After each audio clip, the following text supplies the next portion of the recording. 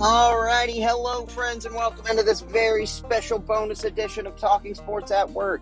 I am your host, Derek Persley, and of course, as I'm sure you know, the reason for this special bonus edition is the Tennessee Titans have officially hired their new head coach, and it is former Bengals offensive coordinator Brian Callahan. I like it. He was one of the guys that I had on my list, which I really only had 3 guys who I liked, and he was one of them.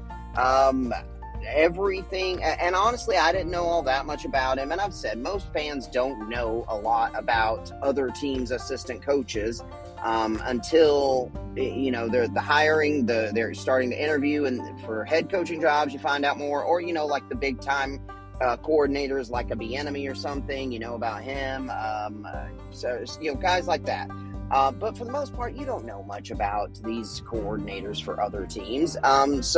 But everything that I have seen and heard and read so far is really just outstanding and very, very much in support of this hire and sounds very good, and makes it sound like it was a home run. And I think it's going to be great. I'm very, very excited. We'll dive into that in a little bit more detail as well.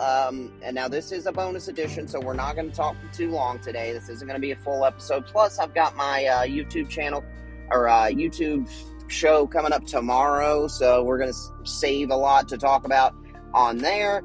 But I also want to take a moment to say happy birthday to my mom. Today, January 23rd, is her birthday, and I may have mentioned that on yesterday's episode because I wasn't planning on doing one today, but happy birthday to her. It was also my cousin's birthday yesterday, so I love you guys. I love you both very much.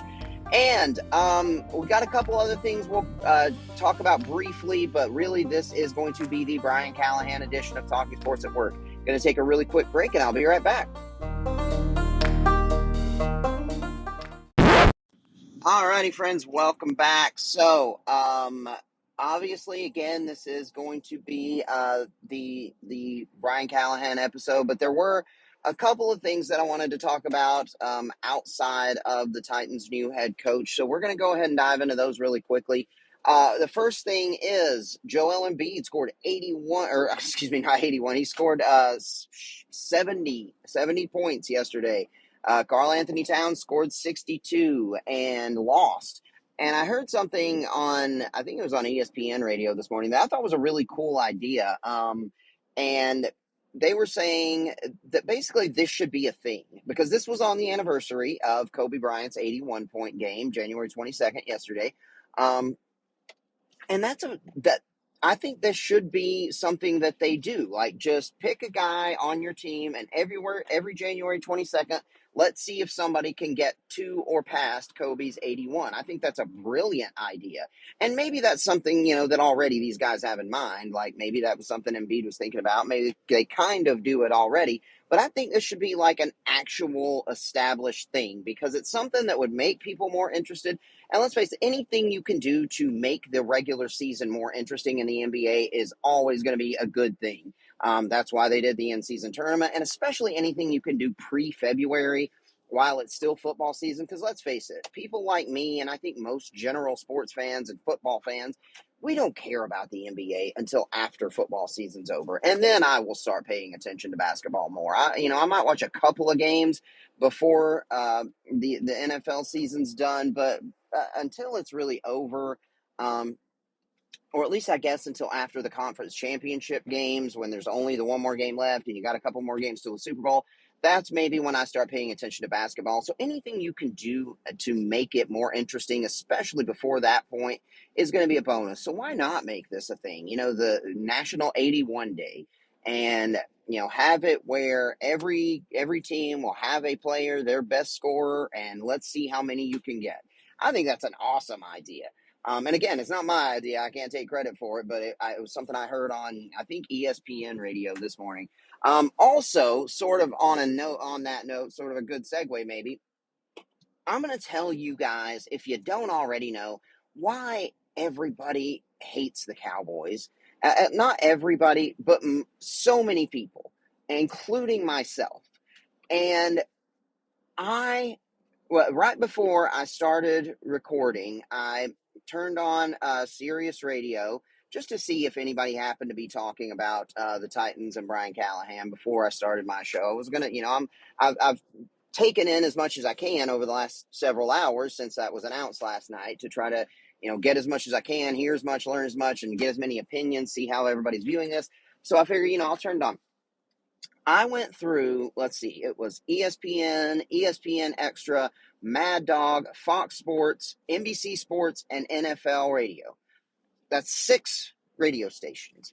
Three of those radio stations, was it 3 or 4? At least 3 of them were talking about the Cowboys. Why? Nothing is happening with the Cowboys. Nothing has been happening. They didn't even play in the divisional round. They didn't make it out of the wild card round. Who cares? Nobody cares. Nobody wants to hear about the Cowboys. Half of the sports radio stations that I just checked in on were talking about a completely irrelevant NFL team. Nobody cares. Nobody wants to hear about the Cowboys. They have not been America's team since before this century, for God's sake. I don't care. I don't want to hear it. I mean, seriously, and as far as I know, there's nothing that's happened. There's no new news about the Cowboys. There's nothing. If there was anything, it's not a big thing. Nothing's happened. There's no reason to be discussing them at all.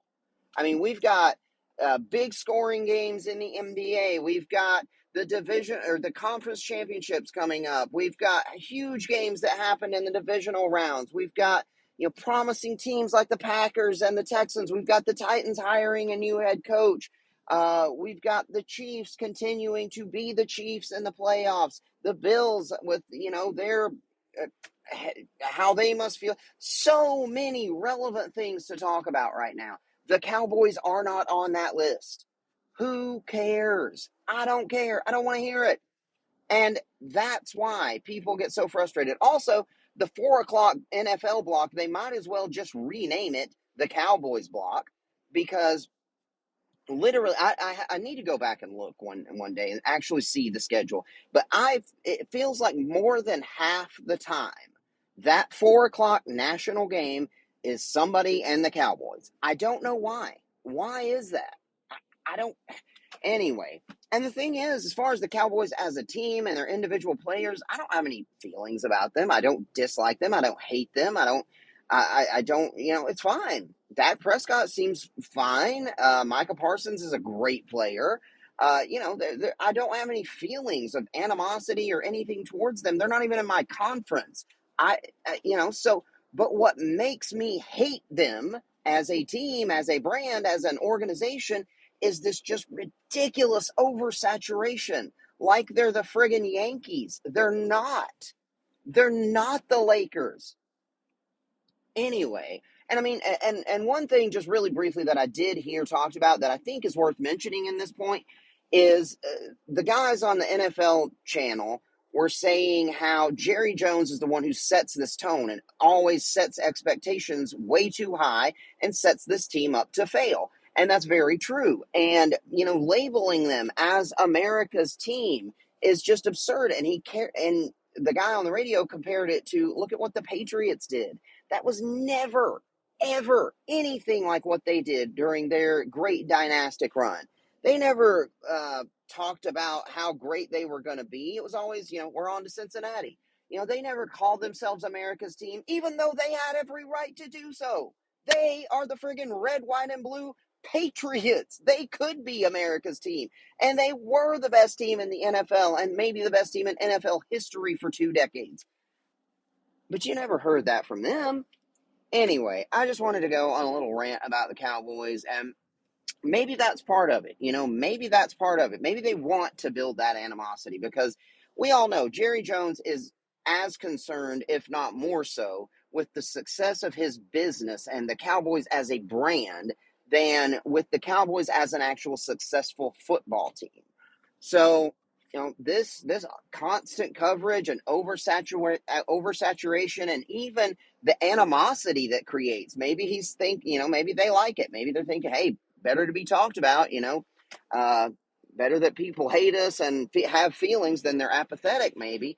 I don't know. Maybe that's what they want. But I can tell you that for a team that has not even been to a conference championship in this century, they are the most over covered, over just it's too much. Nobody wants to hear about the Cowboys anymore. Anyway, now with that out of the way, I'm going to take another quick break. We will be back and get into some things that actually matter.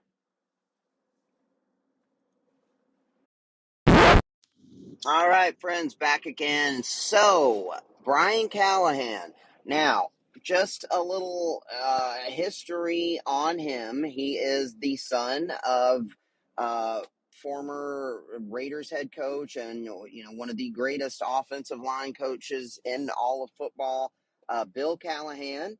You guys know my feelings on nepotism in the NFL, or if you don't, you can probably discern them from my tone if you haven't listened to any of those segments.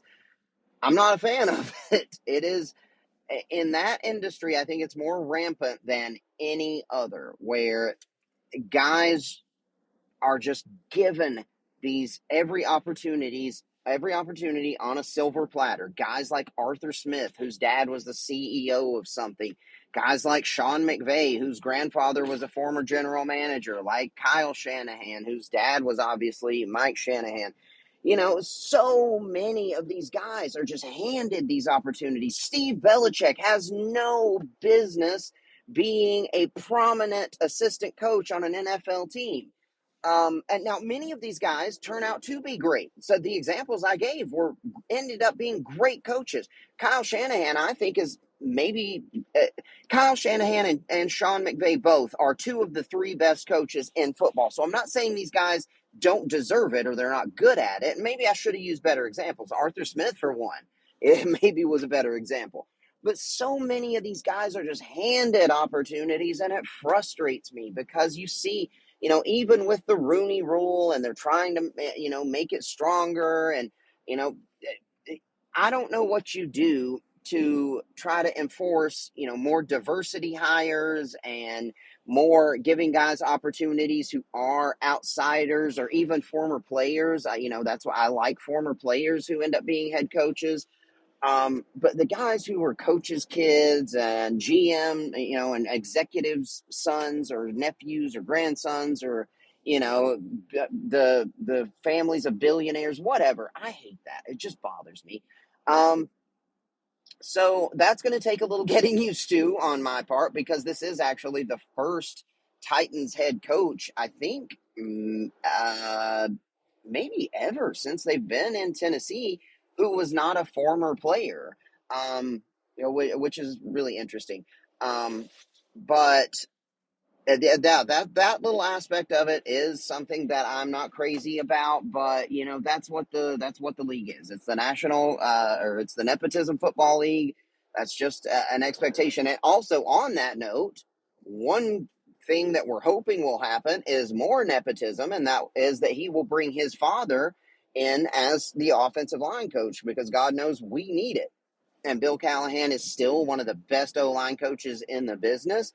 He's currently in Cleveland, did a great job with their line, and we definitely need all the help we can get on the offensive line. And you got to think that he's probably going to want to come and coach with his son.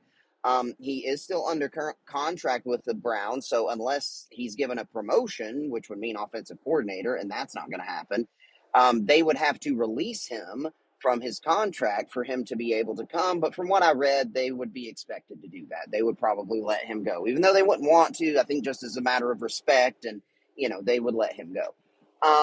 So that would be good. And I know a lot of people are also connecting T. Higgins. He's from Tennessee, and he's had a great relationship with Callahan. He's been his offensive coordinator all through his career, I think, in the NFL.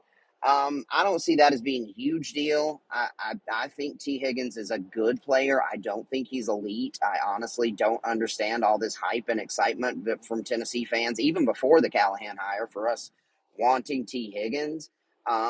He's good. I don't think he's great. So I don't think that's a big deal, but it seems to be a big deal to many other people. Everything, like I said, that I have seen and read is great about him. Peyton Manning, who is obviously the president of Tennessee, has been a huge champion and supporter of Brian Callahan for years. They worked together very closely when they were in Denver and won that Super Bowl. And ever since then, Peyton has been a huge proponent of Brian Callahan. So, all Tennessee people are going to like that. And also, everything I've read makes it sound like he would be a perfect match for Will Levis. And that's obviously the focus right now.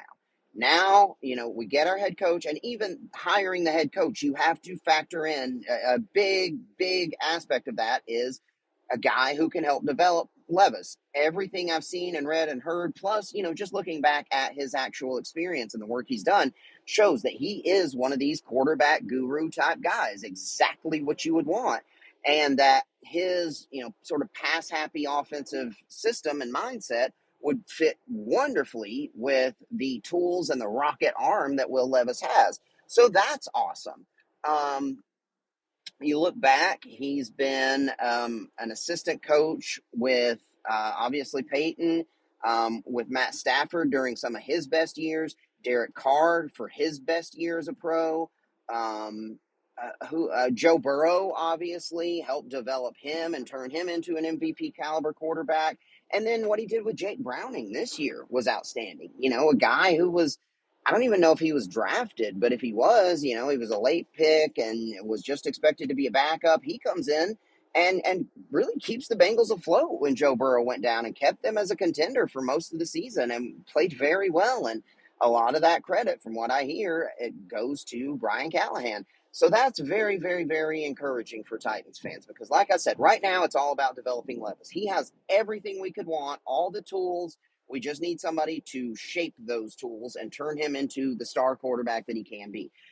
Everything that I have seen and heard and read indicates that Brian Callahan is that guy.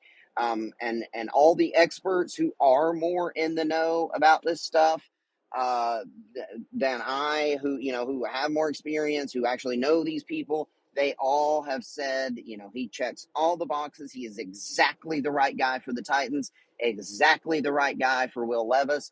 And I love that. I love hearing that, obviously. In fact, I was actually, like I said, I watched some NFL Network stuff last night. I read several articles last night after it was announced. I watched Good Morning Football this morning and a little bit of Sports Center this morning before work. I listened to multiple radio channels on the way to daycare and on the way to work, and anyway, I've taken as much as I can.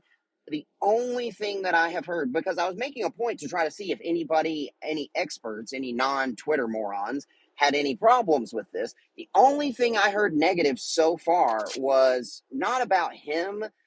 It was about how we handled the Mike Vrabel thing. And it was on Mad Dog Radio. It was DA and Babchek.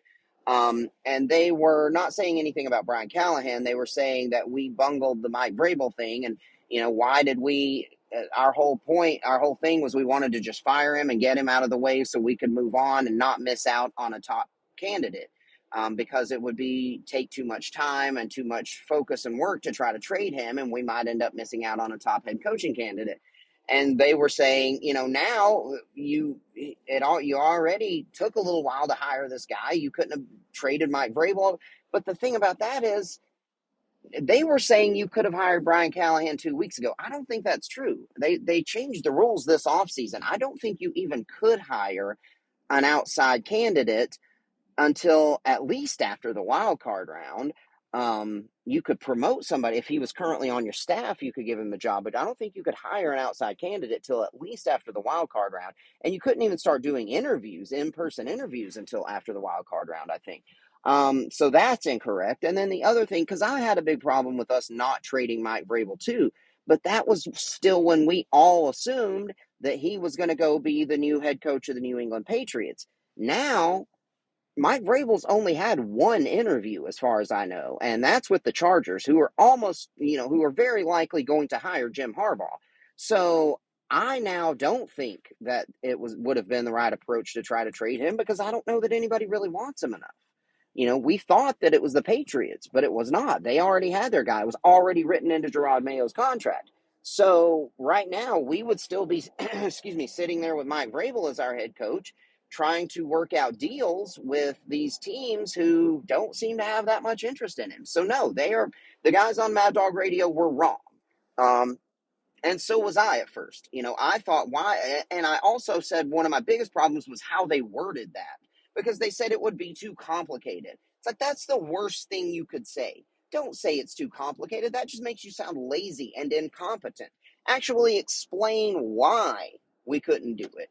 And now we see that, it would have taken time, and nobody really had enough interest in him probably to give up anything worthwhile for him. And we very well may have missed out on Brian Callahan, who has gotten a lot of interest from other teams. And in fact, we didn't even let him out of the building yesterday. He had his second interview, his in-person interview, in Nashville with the Titans brass yesterday. And before he had interviews scheduled with the Falcons and Panthers for either later that day or the next day, and we didn't even let him go. We didn't even let him out of the building, let him go to those interviews. We hired him right then. And this was the guy that Amy Adams and Rand Carthon had their eye on from the very start. He was the very first interview that we requested, and now he is going to be the Titans head coach. And one criticism that I have heard, and this is not from anybody who knows anything, this is just from Twitter morons, is that he didn't call plays. Who cares? That doesn't matter for a head coach. I mean, Mike McDaniels didn't, Mike McDaniel did not call plays when he was in San Francisco. He's done a pretty damn good job of it in Miami. Zach Taylor did not call plays when he was with Sean McVay. He's done a pretty damn good job in Cincinnati. Matt LaFleur didn't call plays when he was he only called plays for the 1 year, and that was with us, and he didn't do a good job of it, honestly. But yet he has still been a good coach for the Packers. So I don't think that really matters. It doesn't matter. And if you actually hear or read anything from people who know this stuff, they will say the same thing. I mean, sure, you would have liked to have seen what he actually was like as a play caller, but as a head coach, it's not that big of a deal. It doesn't mean anything. He is expected now to be the play caller in Nashville, so we're gonna get to see him be that guy. But because he wasn't that, doesn't mean anything. It doesn't mean anything against him. It just means he coached under these guys who were play calling head coaches, offensive play calling head coaches, and now he is going to be expected to be the same as well. But you can point to so many examples of guys who also didn't call plays, but they've turned out to be pretty damn good at it as head coaches. And he also comes from, that's a similar, excuse me, system. But it's not just the straight up Kyle Shanahan, Sean McVay stuff, but he's got some experience with that, obviously under Zach Taylor, who came from that. He's also got experience under the Gary Kubiak and the Peyton Manning offense. So he's got a variety of experiences with different offenses. And I think that's a pretty cool thing. You guys know, I've said I wanted somebody like Slowick who came from that Kyle Shanahan or Sean McVay type system. But Brian Callahan is that as well. He's got experience with that sort of offense, but he's also got experience with other offenses as well. And I think that what they did in Cincinnati, which he was large, he had a big hand in game planning and creating the offense. It was a little bit more pass happy and pass first than, Kyle Shanahan's zone run stuff. But it was still, I think a lot of the same zone schemes in the run game, but it was more of a vertical passing attack, it seemed like. And that's awesome. I love that. I mean, what Titans fan would not be excited about that after, decades now of being a run first, grind it out, pound the ball, boring ass, unsuccessful offense? What Titans fan would not want to hear that we're bringing in a guy that comes from a vertical, pass first, down the field, attacking sort of offense, and he's going to bring that offense to Tennessee with a quarterback with a friggin' rocket for an arm. So, I mean, that's really, really exciting. So, and like I've said, he was my third guy on my list. I wanted Ben Johnson just because he seems like the Cinderella of this coaching cycle. And I liked Bobby Slowick just because I had seen a lot of his work this year. I saw what he did with CJ Stroud and how successful that offense was this year after being terrible for the couple of years prior. And the fact that he was one of those Shanahanians. But Brian Callahan was the third guy on my list for all those reasons that I mentioned, even though, I didn't know as much about him as, I don't know, but again, you don't know that much about these coordinators. Just even educated football fans, for the most part, don't know much about other teams' assistant coaches. And nobody knows anything about how these guys will actually be as head coaches until they get the job. So he was obviously our first choice all along. We got him. And now we know the direction that we're going to be headed. Maybe now Rand and Miss Amy can share that secret vision that they weren't willing to tell us about. Maybe now we can hear about what that actually is. But anyway, you got to be excited if you're a Titans fan. And I get maybe, a little uncertainty. I get maybe still having some feelings of animosity or, just leftover feelings of, the same kind of shit that I felt for losing Mike Vrabel, a guy we all loved, and for the vague and just wrong way that they handled things right after the firing, and not telling us anything, and talking about this vision but not telling us anything about what the vision was. I can understand everybody still having some feelings of uncertainty about all that. I still have some of those feelings myself, but you've got to be very, very encouraged and very, very excited about what the future holds with this guy who everybody who actually knows this stuff absolutely raves about. A guy who's going to bring this high-powered, pass-first, vertical attacking offense to a team that's never had that before. And as everybody's been saying, modernize, I'm doing air quotes, by the way, the Tennessee offense, and is going to really be based all around our young, super promising quarterback.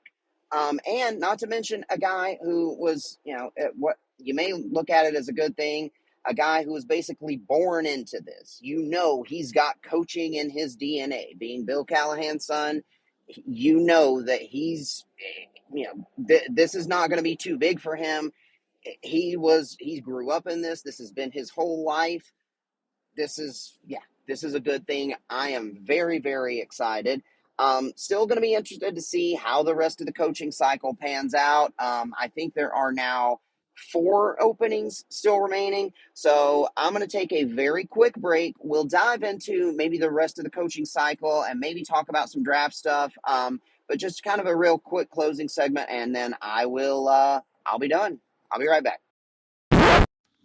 All right. Hi, friends. Back again. So, I stopped for a minute and looked at my notes. I think I got everything said that I really wanted to cover quickly about Brian Callahan, and I'm sure, we will learn more about him. Hopefully I imagine he'll have an introductory press conference today. So, we'll have plenty more to talk about for the rest of the week and on the, YouTube channel tomorrow. Now, quick note about that. I'm probably not going to do a live show tomorrow, but I'm going to pre-record it because, like I said, today is my mom's birthday, but we're actually going to have her birthday dinner at my house tomorrow evening. So I won't really have the time to do the live show with the kids and her there, obviously. And what I'm probably going to do is try to record the show earlier in the day, and then I will post it tomorrow at 6 p.m. So still, hey, everybody get on the YouTube channel.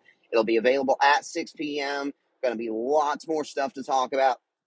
Lots to dive into about the NFL offseason. I'm also going to give you my Oscar thoughts tomorrow, as well as maybe dive into some college football, college basketball, and NBA stuff. So lots to look forward to on tomorrow's episode. That's YouTube Talking Sports at Work. If you're not already subscribed, get on there and do that. Now, the other handful of things that we're just going to touch on briefly was basically more coaching stuff. The Eagles have fired their offensive coordinator, Brian Johnson, which tells me that they are obviously going to stick with Sirianni, which it was seeming more and more likely as the days went on that he was not going anywhere, because it felt like if they were going to make a move, it would have happened by now.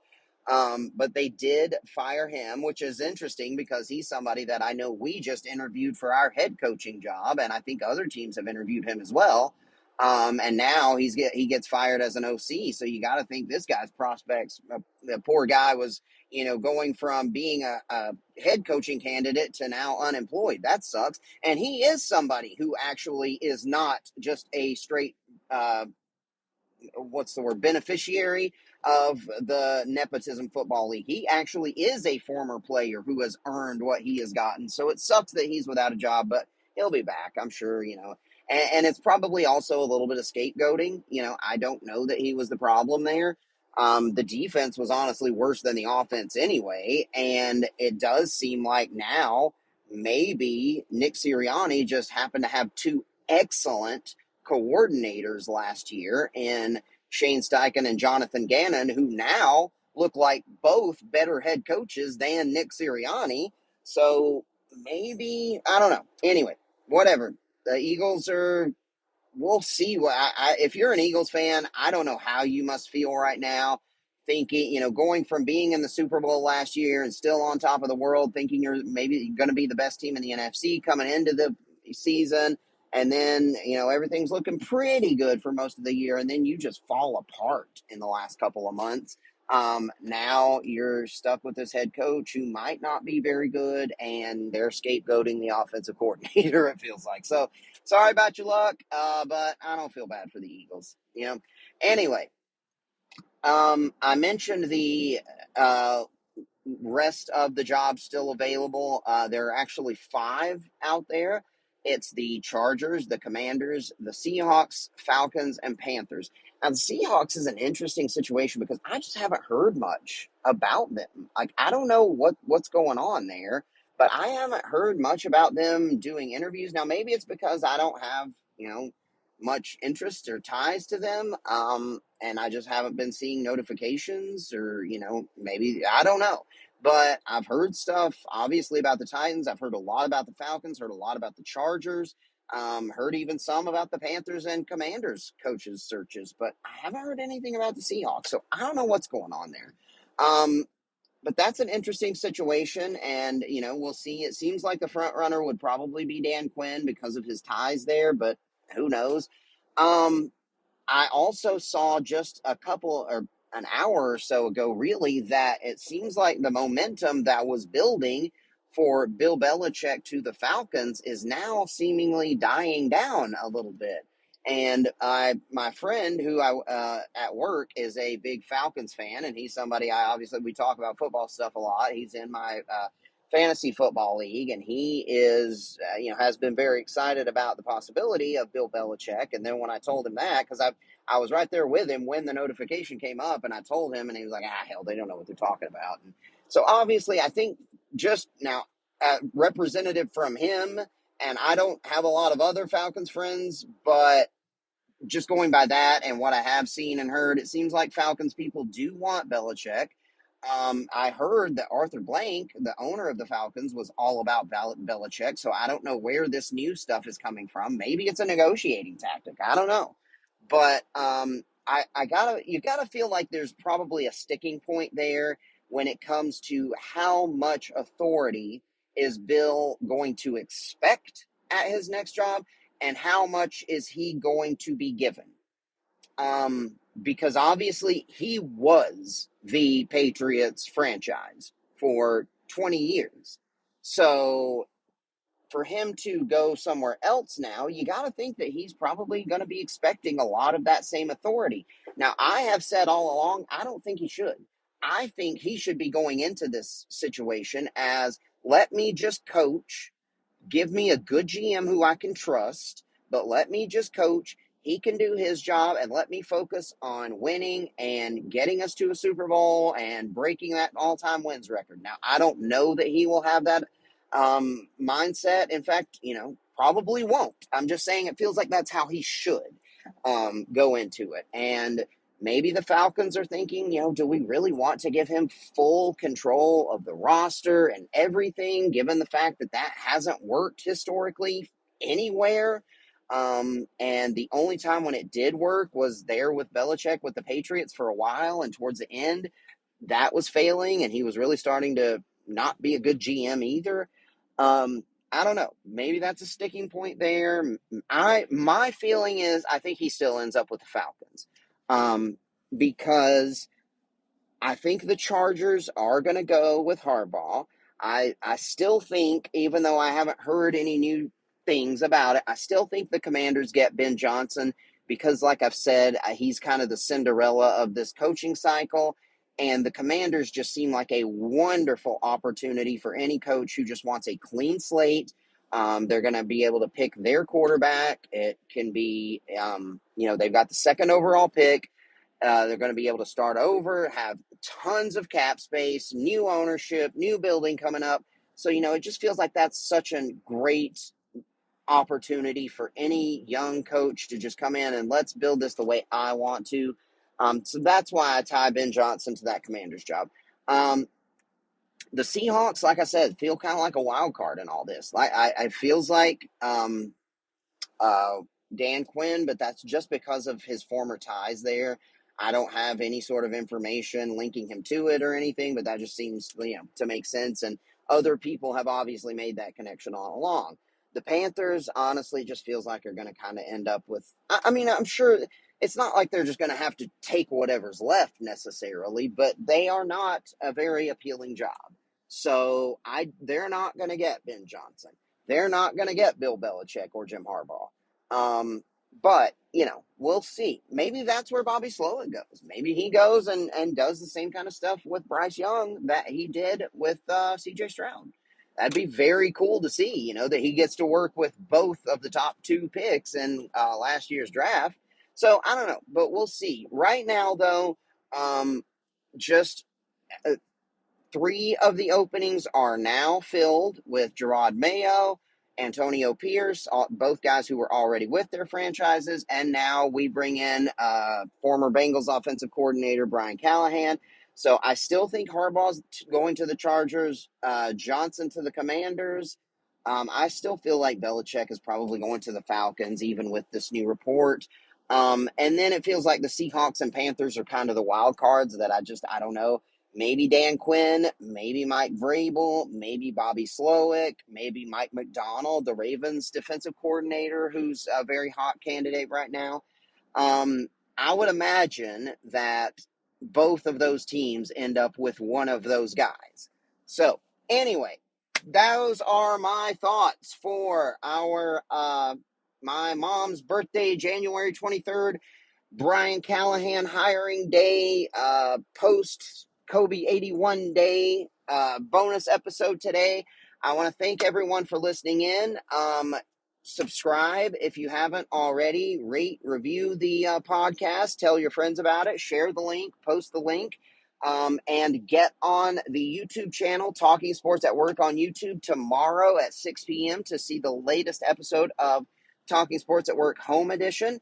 Follow me on Twitter and Instagram and all that crap. I am at HDW Persley. If you don't already follow me, it's just my initials, HDW Persley.